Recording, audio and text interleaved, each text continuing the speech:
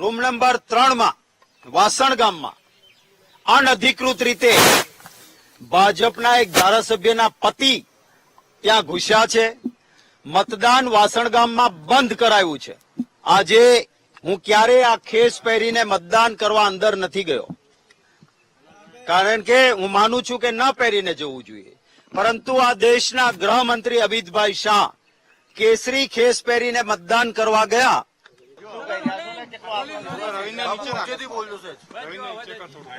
ચૂંટણીનું એક પવિત્ર પર્વ તરીકે એ મતદાન છે. લોકશાહીમાં જનતા જનાર્દન છે અને લોકો નિર્ણય કરતા હોય છે, અને પોતાના મતનો ઉપયોગ મતદાતા અવશ્ય કરે એ જરૂરી છે, કારણ કે આવતા 5 વર્ષ સુધી એમનો અવાજ કોણ બનવાનું છે, કયો શખ્સ અને કયો પક્ષ, એ નક્કી થતું હોય છે. 5 લાખથી જીતતુંના દાવા કરનાર ભારતીય જનતા પાર્ટી અહંકારમાં હતી. પોતાની ધન સંપત્તિ અને પાવરના બળ ઉપર હું સલામ કરીશ મારા ગુજરાતીઓને કે આજ ભારતીય જનતા પાર્ટીના અહંકારને તમામ વર્ગ, ધર્મ, જાતિ, જ્ઞાતિના ભાઈઓએ ભેગા થઈને જે રીતે ભારતીય જનતા પાર્ટીની વિરુદ્ધનું વાતાવરણ ઉભું કર્યું છે, ત્યારે તંત્રનો બેફામ દુરુપયોગ છેલ્લા 3 દિવસથી થઈ રહ્યો છે. પૈસાનો ભરપૂર ધનુપયોગ થઈ રહ્યો છે.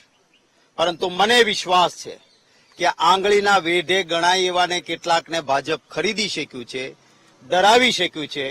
પરંતુ આ મહાત્મા ગાંધીજી અને સરદાર સાહેબની ભૂમિના મતદાતાઓને એ ડરાવવામાં કે ખરીદવામાં નિષ્ફળ રહ્યા છે.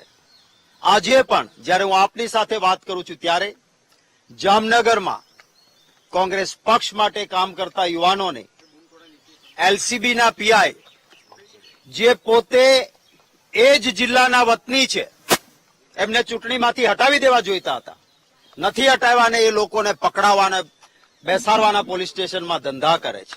એ જ રીતે દેવભૂમિ દ્વારકામાં મારે કહેવું છે પોલીસ અધિકારીશ્રીઓને, તમે કોઈ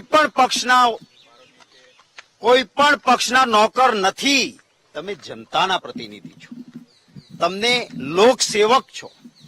પક્ષ આવે, શખ્સ આવે, સત્તા આવે, સત્તા જાય, તંત્ર એ તટસ્થ રહેવું જોઈએ. ભૂતકાળમાં ભાજપના ઇશારે કેટલાક અધિકારીઓ નાચ્યા હતા, પછી ભાજપવાળા બચાવવા નહોતા આવ્યા. ભાજપવાળાએ પોતાની ખાલ બચાવી હતી અને અધિકારીઓ બિચારા જેલમાં સેબડ્યા હતા. એટલે તંત્ર હવે છેલ્લા કલાકોમાં દુરુપયોગ ના કરે.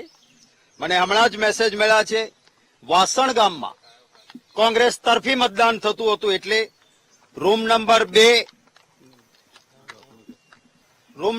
3 માં વાસણ ગામમાં અનધિકૃત રીતે ભાજપના એક ધારાસભ્યના પતિ ત્યાં ઘૂસ્યા છે. મતદાન વાસણ ગામમાં બંધ કરાયું છે. હું ચૂંટણી કમિશનને કહીશ કે આપ આંખ બંધ ના કરો. આપ એક સંવૈધાનિક સંસ્થા છો. દુનિયાભરના લોકો આપણી લોકશાહીને હંમેશા વખાણતા રહ્યા છે. આપણી લોકશાહી તંદુરસ્ત લોકશાહી રહી છે. જો ચૂંટણી કમિશન સહેજ પણ ચૂક કરશે તો આપણા પ્રતિષ્ઠાને કલંક લાગશે. માટે હું ગુજરાતના ચૂંટણી કમિશનના અધિકારીશ્રીઓને, કેન્દ્રીય ચૂંટણી કમિશનના અધિકારીઓને આપ સૌના માધ્યમથી વિનંતી કરું છું કે જ્યાં જ્યાં ફરિયાદ આવે એને ગંભીરતાથી લે. ઈસીઆઈ નું ટ્વિટર હેન્ડલ છે, મતદાતા પોતે ફરિયાદ કરે અને છતાં કોઈ સંજ્ઞાન ન લેવાય, આ વ્યાજબી નથી. આજે હું ક્યારેય આ ખેસ પહેરીને મતદાન કરવા અંદર નથી ગયો, કારણ કે હું માનું છું કે ન પહેરીને જવું જોઈએ.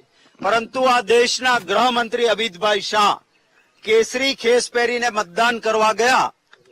આમાં મારી પાસે કોઈ સિમ્બોલ નથી, એટલે હું જે દેશનો ત્રિરંગો છે એવો આ ખેસ પહેરીને જાઉં છું અને જોઉં છું કે અમિતભાઈ શાહ માટેના નિયમ અને કોંગ્રેસના પ્રદેશ પ્રમુખ માટેના નિયમ એક છે કે જુદા જુદા છે. હું આ ચોક્કસ પહેરીને જઈશ, કારણ કે આમાં કોઈ સિમ્બોલ નથી અને અમિતભાઈ શાહ કેસરી ખેસ પહેરીને વોટિંગ